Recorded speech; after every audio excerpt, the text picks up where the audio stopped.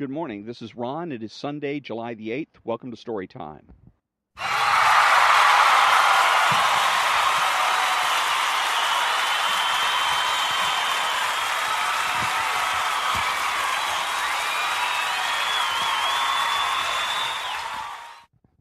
And thank you very much. This is Ron, your host, the only true conservative in the United States of America, speaking to all the butchers, bakers, and candlestick makers. And if you want to know or get any good examples of the effect that the left has on culture, there's no better way to do it than television.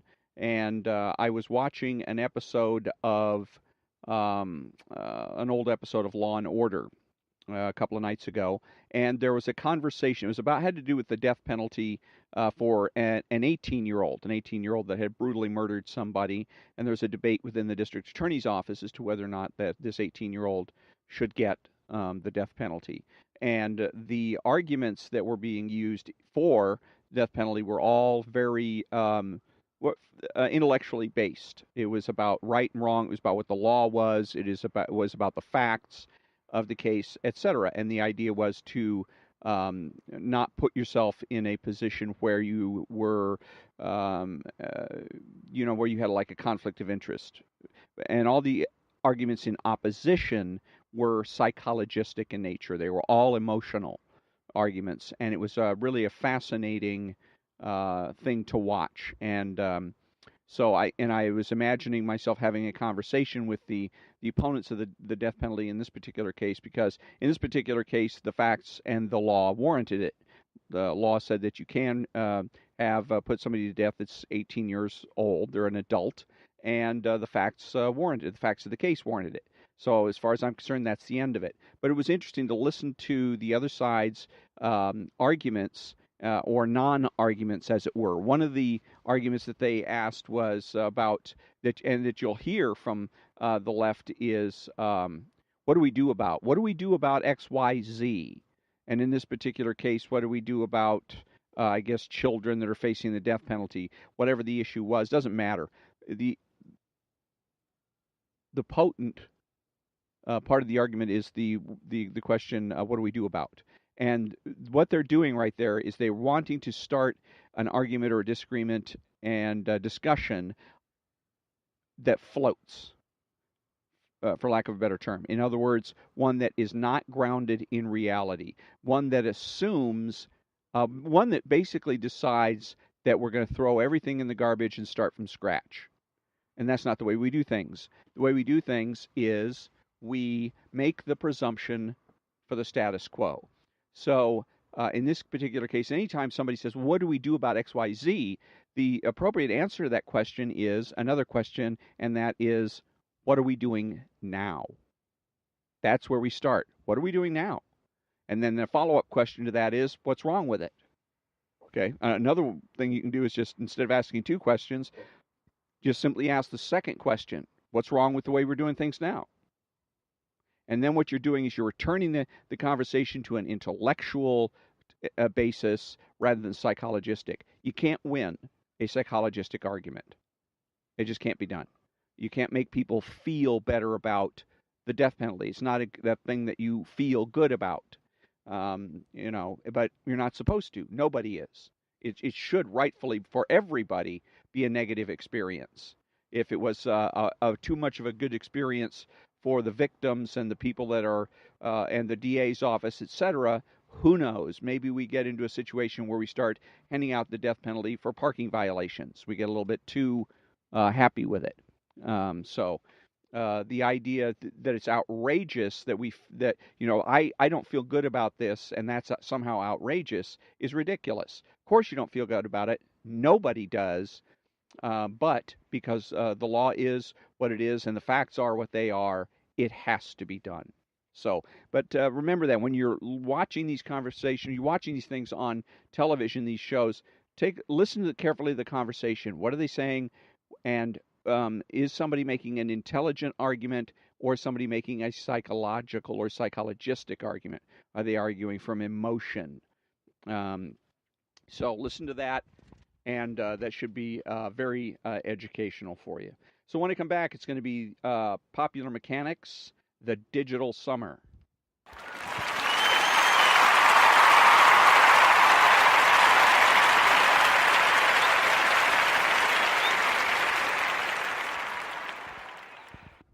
Thank you, thank you, thank you. And from Popular Mechanics is an article called The Digital Summer. Most gadgets are designed to keep you indoors. These 5 new ones will lure you outside. Boosted Mini S. I admit to silently ridiculing the adults I see riding boosted electric skateboards. Would you want to see one of these things leaning against the wall below your attorney's law degree? But try one and you'll see they're much too fun for you to care who sees you.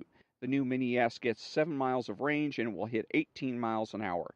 More important, it's the first boosted board that's small enough to stash under a desk. For fun per dollar, give me one of these over a drone any day. $749. Olloclip. Olloclip has finally made an iPhone X version of its snap-on lens ring. Of the base kit's 3 lenses, I use the super wide the most. It broadens the camera's field of view to 120 degrees, so the same size photo captures more of the scene. $100. Nebula capsule. Unlike other compact projectors, the Nebula is bright and loud enough for outdoor movie nights. And if it has a Wi-Fi connection, it will play Netflix all on its own for over 2 hours. No fumbling with an HDMI or large charge cable required. $350. Jabra Elite 65T. After years of junk, finally non-Apple wireless earbuds good enough to recommend. They're water resistant and the noise blocking feature is adjustable, so you can listen for flight announcements without removing them. $170. GoPro Hero. Let me check this so I can read it properly here. No 1440p resolution won't cut it for Pro YouTubers, but for the rest of us, the Hero has all the necessities like waterproofing and voice control. At this price, buying one is so much better than risking losing your smartphone to a lake. $200. So, love reading from Popular Mechanics the articles because they are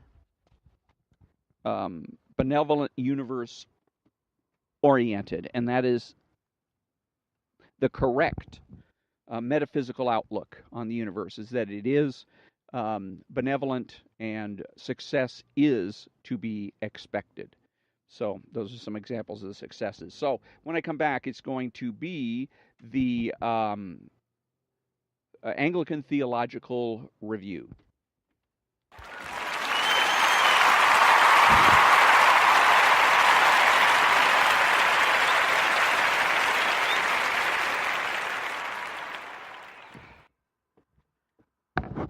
Thank you, thank you, thank you.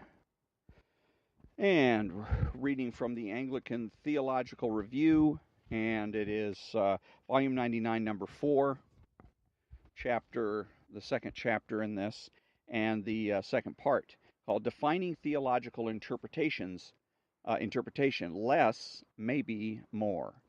Many new academic ventures are marked by extraordinary methodological self-consciousness and great fussiness over self-definition and boundary marking. Theological interpretation of Scripture was not different in this respect. Although theological interpretation of Scripture was new to the modern university, it was not a new practice.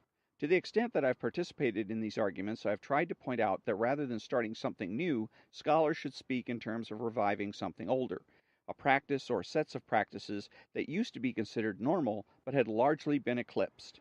Clearly, one should not repristinate or fantasize about the past and then seek to repeat slavishly something that never was.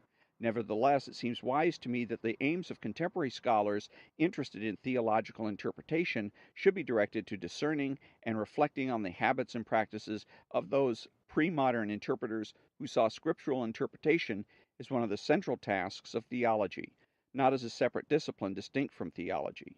Those habits and practices would need to be made serviceable for our modern contexts and related to other interpretive habits and contexts. But this did not and does not require an overly narrow definition of theological interpretation or a distinct interpretive method for it. In fact, one of the first things to note about the interpretive habits, practices, and results of pre-modern interpreters is their relative disinterest in matters of interpretive method. Unlike our own time, pre-modern interpreters produce very few works on interpretive method. Origen's on first principles and Augustine's on Christian doctrine come immediately to mind. In addition, In the medieval period, Nicholas of Lyra and Thomas Aquinas write what might be called methodological reflections, although Aquinas' reflections are part of a much larger theological endeavor. One can also learn much from the debates between Erasmus and Luther, as well as from Calvin's writings. There are, no doubt, others besides these that come to mind. Nevertheless, in comparison with the modern period, there are very few works dedicated to what might be called interpretive method, theological or otherwise. I suggest that one of the main reasons for this is that despite the various differences between Origen, Augustine, Aquinas, and Luther, they all share an approach that does not treat scriptural interpretation as an end in itself. Instead, they all seem to share the view that Scripture is to be interpreted in the light of the larger ends of the Christian life. They use different idioms to describe this end. Some invoke the vocabulary of salvation, others speak of ever deeper love of God and neighbor, or ever deeper union with the triune God, or deeper friendship with God. These differing vocabularies can lead one to think that there are many different views about the end of Christian life, but that would be a mistake. There's enormous agreement on this matter. None of these idioms rules out the others. Moreover, given the fact that there is an inbuilt element of mystery about the precise nature of humanity's ultimate end in God, it is not surprising to find a variety of ways of describing this. By focusing on the end or purpose of the Christian life, one can see that scriptural interpretation is never an end in itself for believers. Scripture becomes perhaps the primary gift of God for drawing believers toward their ultimate ends in God. Scripture has a role to play in the divine drama of salvation. To use Augustine's image, it becomes the vehicle on which one rides towards one's true home along the road laid down by Christ. Reading Scripture theologically, then, may focus critically on those habits and practices that will enable believers to interpret Scripture in ways that will enhance rather than frustrate their progress toward their ultimate end in God. Or theological readers of Scripture might focus on producing or engaging with interpretations that aim, through many and various ways, to enhance this progress. Or theological readers might explore the various ways in which interpretation of Scripture shapes and is shaped by broader Christian theological convictions and doctrines. One can continue at length in this vein. I recognize that this is a very open-ended account of theological interpretation. There's little to gain and much to be lost by trying to offer too narrow a definition of theological interpretation. In fact, I would be very happy for all to adopt the view that theological interpretation is that interpretation that keeps theological concerns primary. Keeping theological concerns primary means that Scripture and scriptural interpretation does not become a source, tool, or means to attain some other goal or project that is not theological, that is not serving the ends of ever more faithful faith and practice, so that Christians might be drawn into ever deeper love of God and neighbor. A definition such as this one is capable of bringing rigorous scholarly forms of interpretation, as well as homilies and congregational Bible studies and other types of scriptural interpretation, all under the umbrella of theological interpretation.